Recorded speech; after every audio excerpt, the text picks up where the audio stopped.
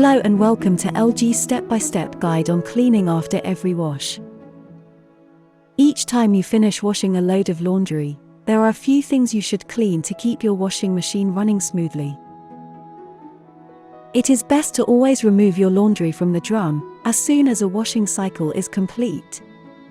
Leaving damp items in the washing machine can cause wrinkling, color transfers, and odors. So make sure you have not left anything behind in the drum. Then use a soft cloth and wipe the door seal and door to remove any moisture. Also, leave the door open slightly to dry the drum. Now let's move on to cleaning the exterior and door. You should immediately wipe up any spills on the exterior and door of the washing machine. So if you spill something, first wipe up the spill with a damp cloth until clean. If the spill is on the inside of the door, just do the same.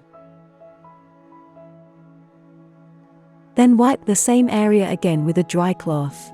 And make sure that there is no moisture left in the crevices or cabinet joints. Do not use abrasive sponges, brushes or sharp objects to remove residue. And be sure to check if you have missed a spot, and that everything is dry. Now you are all set for the next load of laundry. Thank you for using LG washing machines.